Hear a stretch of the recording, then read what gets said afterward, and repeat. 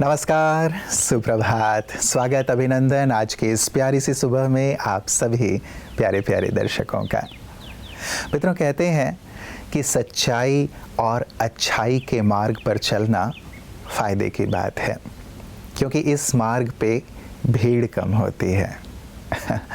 वैसे हम कलयुग में हैं, इसीलिए झूठ के मार्ग पे बहुत सारे लोग हैं, लेकिन सच्चाई और अच्छाई की राह पर बहुत कम है। भीड़ तो कम है, राह सुगम भी नहीं है, लेकिन इस राह पे चलना सचमुच परमात्मा की मदद का अनुभव करने वाला मार्ग हो जाता है। इस मार्ग पर चलना जैसे आदर्श स्थापित करने वाली बात हो जाती है। इस मार्ग पर साहसी ही चल सकते हैं, शक्तिशाली ही चल सकते हैं, और इस मार्ग पर चल करके हम ईश्वर के सानिध्य का अनुभव कर सकते हैं। इसलिए मित्रों, इस सच्चाई और अच्छाई को हम ये ना सोचे कलयुग में शायद ये मार्ग अब सहज सरल नहीं रहा है, क्यों ना एक बीड़ा उठाएं कि और कोई करे ना करे, लेकिन अपने जीवन का जिम्मेवार तो मैं होना, अपनी जीवन की नैया का खेवैया तो मैं होना। मैं तय करूँगा कि मुझे किस पथ पर चलना है, लोग तय नहीं करेंगे, दुनिया तय नहीं करेगी। यदि ऐसी दृढ़ता हमारे अंदर है, फिर देखें कैसे ईश्वर का साथ मिलता है और हम औरों के लिए प्रेरक बन जाते हैं। तो आइए इसी सुंदर से सच्चाई और अच्छाई के मार्ग पर चलने के संकल्प के साथ सुनते हैं आज का सुंदर सुवाक्य। आपका लहजा तय करता है आपको जवाब कैसा चाहिए। कभी कभी लहजा ही दिल को छू जाता है, तरीका ही इंसानियत का आईना बन जाता है। लोग भूल जाते हैं कि आपने क्या कहा, पर वो हमेशा याद रखते हैं कि आपने कैसे कहा।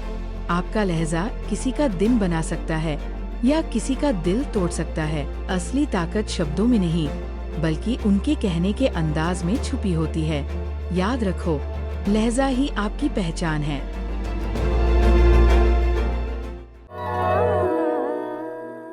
मित्रों, कहते हैं सच्चाई में जो शक्ति होती है वो झूठ में नहीं होती। झूठ का साथ इंसान दे सकता है, लेकिन सच का साथ ईश्वर देते हैं। इसीलिए कहते हैं कि सच की नाव हिलती डुलती है, लेकिन डूबती कभी भी नहीं है। कलयुग में लोगों को ऐसा लगता है कि नहीं, सच के साथ नहीं जिया जा सकता, सच के साथ बहुत सामना करना पड़ता है, बहुत सहन करना पड़ता है। बात सच भी है, लेकिन ईश्वर उस नाव को डूबने नहीं देते जो सच्चाई के सहारे चलती है। तो क्यों ना मित्रों, इस संसार सागर में, इस भव सागर में हम अपनी नैया को सच की पहचान दें, क्योंकि जो सच होता है ना, वो अलग से चमकता है, वो निखरता है, उस पे लोग विश्वास करते हैं। मार्केट में भी आप देख लें, जो व्यक्ति सच्चा होता है ना, जो सच्चाई से व्यापार करता है, उस पर लोगों की आस्था बैठ जाती है और वो खूब फलता फूलता है। और जो झूठा होता है, पहले तो थोड़ा विकसित होता है, लेकिन बाद में जब उसका पता चलता है, फुस हो जाता है। तो सत्य अविनाशी है मित्रों, इसीलिए परमात्मा को भी सत्यम शिवम सुंदरम कहा जाता है। तो क्यों ना हम भी सच की नाव पे बैठने का संकल्प लें और सच की राह पर चलने का भी सुंदर संकल्प लें। आइए आज हम जानते हैं साइकिलिंग के बारे में। साइकिलिंग दिल को मजबूत बनाती है, धड़कनें तेज करती है और ब्लड प्रेशर को कंट्रोल में रखती है। ये फेफड़ों को साफ करती है, सांसों को गहरा बनाती है और शरीर को ऑक्सीजन से भर देती है। जब आप पैडल घुमाते हैं तो कैलोरी जलती है, फैट घटता है और वजन अपने आप बैलेंस हो जाता है। पैरों से लेकर कोर तक मांसपेशियां टोन होती हैं और जॉइंट्स पर कोई भारी दबाव नहीं पड़ता। साइकिलिंग सिर्फ शरीर नहीं, दिमाग को भी ताज़ा करती है। तनाव कम होता है, मूड बेहतर होता है और नींद गहरी आती है। इम्यूनिटी मजबूत होती है, कोलेस्ट्रॉल घटता है और दिल की बीमारियों का खतरा कम हो जाता है। ब्लड शुगर बैलेंस रहता है, डायबिटीज कंट्रोल में रहती है और हड्डियां भी मजबूत होती है। हर रोज की सवारी स्टैमिना और एंड्योरेंस बढ़ाती है, आत्मविश्वास चमकता है और फिटनेस आपकी पहचान बन जाती है। साइकिलिंग आपको सूरज की रोशनी, हवा के झोंके और रास्तों की धड़कन से जोड़ देती है। याद रखो, हर पैडल आपकी सेहत को आगे बढ़ाता है। इसलिए आज से रोज साइकिलिंग करो और स्वस्थ रहो। मित्रों, जब हम सच्चाई की बात करते हैं तो सच केवल बोलना नहीं, लेकिन सत्य स्वरूप में रहना, अपनी वास्तविक पहचान के साथ रहना। और वास्तविक पहचान हमारी कुछ और है, ये शरीर नहीं है, क्योंकि जब ये शरीर नहीं था तब भी हम थे, राइट? और जब ये शरीर नहीं रहेगा तब भी हम होंगे। तो जो सत्य है, उस सत्य के साथ जो व्यक्ति जीता है वो सत्य को पकड़े रख पाता है। और इसमें हमारी मदद करता है आध्यात्म। आध्यात्म ही सच्चाई से हमारी पहचान कराता है कि तुम हो कौन, किसकी संतान हो, इस संसार में क्यों हो। ये इटर्नल ट्रुथ है मित्रों।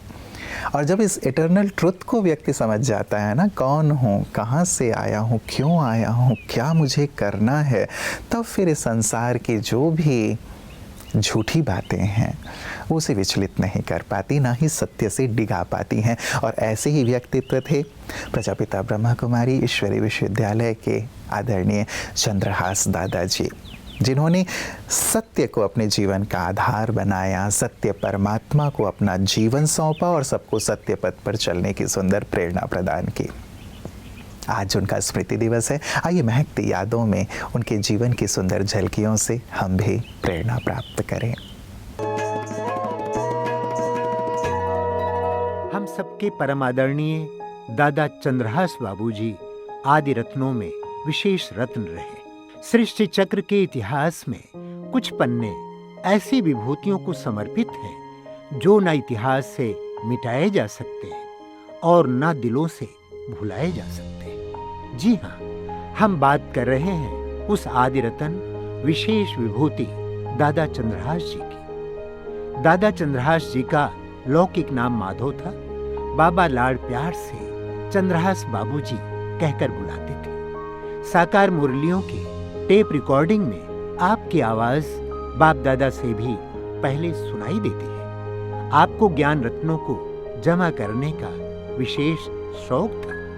आप यज्ञ के प्रारंभ में बहुत ही छोटी आयु में लौकिक के अनेक सितम सहनकर बंधनों को पार कर बाबा के पास आए और समर्पित हो गए। सृष्टि चक्र का चित्र बनाने में आपका विशेष योगदान रहा। ईश्वरीय सेवाओं के प्रारंभ में आपने मुंबई में सेवाएं दी और बेगरी पार्ट में विशेष मददगार बने। आपको बाबा ने यज्ञ के भवनों के निर्माण के निमित्त भी बनाया और आपने इस सेवा से बहुतों को बहुत सुख दिया। आप बहुत ही निर्माणचित, कम खर्च वाला नशीन, बाप दादा के साथ, सर्वात्माओं के साथ सदा लवली, सबको आगे बढ़ाने वाले तथा मिलनसार स्वभाव के थे। आप 27 दिसंबर 2009 को अपना पुराना शरीर छोड़कर अव्यक्त वतनवासी बने। मित्रों, परमात्मा के लिए कहा जाता है God is truth and truth is God. ईश्वर से जब हम जुड़ जाते हैं ना, तो हमारे जीवन में सत्यता की शक्ति भरने लगती है। वो व्यक्ति जो खुद को अकेला समझता है, वो व्यक्ति सत्य के पथ पर चलते हुए डगमगा जाता है और फिर असत्य के पथ को चुन लेता है। लेकिन जो असत्य परमात्मा को जान लेता है और उन्हें अपने जीवन का साथी बना लेता है, जैसे अर्जुन ने भगवान को अपना साथी बना लिया था, तो धर्म युद्ध में बहुत सारी विपदाएं आते हुए भी जीत उन्हीं की हुई, धर्म की हुई, सत्य की हुई। वैसे ही जब हम सत्य परमात्मा को अपना साथी बना लेते हैं ना, तो इस रण क्षेत्र में, इस कर्म क्षेत्र में भयंकर युद्ध होता अवश्य है, विपदाएं अवश्य आती हैं, लेकिन अंततः जीत हमारी होती है, क्योंकि परमात्मा सत्य हैं और सत्य परमात्मा जहाँ होते हैं वहाँ जीत होती है। तो मित्रों, इस रूप में हम सत्य को अपने जीवन में लाते चलें कि ईश्वर को अपने जीवन का साथी बनाकर, जीवन की सच्चाई को समझते हुए इस कर्म क्षेत्र में सबके साथ सत्य का व्यवहार करते हुए एक आदर्श प्रस्तुत करें। तभी तो धर्म की स्थापना होगी, तभी तो सत्य की स्थापना होगी, तभी तो मूल्यों की स्थापना होगी, और ये जिम्मेवारी मुझे उठानी है। जैसे देखिए, मनुष्य आत्मा हर रोज अपना जूता पहनकर चलता है। अगर किसी लालच में आकर उसने किसी दूसरे का जूता चुरा लिया, पहन भी लिया, तो उसमें वो सुकून महसूस नहीं कर सकता। बढ़िया से बड़ा उसने चुरा लिया होगा, पहन लिया होगा, लेकिन अंदर तो कोसता रहेगा, मैंने ये क्या कर दिया। दूसरा उसका पैर भी साथ नहीं देगा, क्योंकि दूसरे के जूते के अंदर पैर घुसाने से चलने में आसानी नहीं होगी, है ना। ये हर एक की अनुभव की बात है। इसी तरह परधर्मो भयावह, आत्मा और शरीर का ये जो संबंध है, इसमें शरीर के कारण जो परधर्म हमारे अंदर आ गए हैं, उसमें हम कितने भी बड़प्पन या शो की करें, शो ऑफ करें, लेकिन उसमें हमें सुकून कभी नहीं मिल सकता। अगर हम वापस लौटते हैं अपने मूल धर्म में, स्वधर्म में, अपने आप को देखते हैं, अपने आप को जानते हैं, अपने आप से जुड़ते हैं, तो उस स्वधर्म में खोया हुआ सुकून, अंदर की शांति फिर से हम महसूस करते हैं, जो किसी भी कीमत से, बाहरी या परधर्म से हमें प्राप्त नहीं होगी। इसलिए गीता कहती है परधर्मो भयावह। परधर्म के वशीभूत होकर हम जो भी काम करते हैं, वो एक न एक दिन हमारे जीवन में नुकसान जरूर कराएगी। उसका भय तो बना ही रहता है, और भय के कारण जो जीवन हम जीते हैं वो भी सुकून भरा नहीं होता। इसलिए कहते हैं 3 दिन की जिंदगी है, सुकून भरा हो, इसके लिए हमें स्वधर्म में ही जीना है और स्वधर्म में ही मरना है। ओम शांति। मित्रों, सिंधी में एक कहावत है, सच तो बिठो नच। अर्थात जो सच्चा होता है ना, वो खुशी में नाचता रहता है, उसे और किसी चीज़ की ज़रूरत नहीं होती। आज हम खुशी की तलाश कर रहे हैं कि ये मिल जाए तो मैं खुश हूँ, ये मिल जाए तो मैं खुश हूँ, या हम ये सोचते हैं कि अरे इतना सब कुछ है फिर भी खुश क्यों नहीं हूँ मैं, या ये व्यक्ति इतना कुछ है इसके पास खुश क्यों नहीं है। सच्चाई नहीं है, अपनी सत्य पहचान नहीं है, अपने सत्य स्वरूप में नहीं रहते हैं, सच्चाई का व्यवहार नहीं करते हैं, तो जहाँ सच्चाई नहीं है ना, वहाँ खुशी नहीं रह सकती।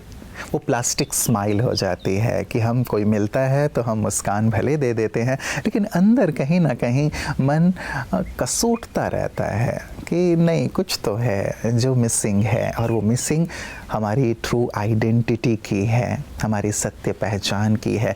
अपने सत्य स्वरूप में आ जाएं, सत्य का व्यवहार करना प्रारंभ करें। 1 हफ्ते के लिए एक्सपेरिमेंट करके देख लें, जैसे गांधी जी ने एक्सपेरिमेंट किया था ना, सत्य के साथ एक्सपेरिमेंट, राइट। वैसे हम भी सत्य के साथ एक्सपेरिमेंट करके देखें और देखें कि कैसी खुशी जीवन में आती है, कैसी सरलता, कैसी आनंद की अनुभूति जीवन में आती है, और कैसे परमात्मा की मदद का भी हमें अनुभव होता है। और जब ये अनुभूति प्रारंभ होगी, स्वतः ही सत्यता हमारे जीवन का अंग बन जाएगा। तो सत्य पथ पे चलने के सुंदर संकल्प और चिंतन के साथ दीजिए मुझे इजाज़त। नमस्कार। ओम शांति।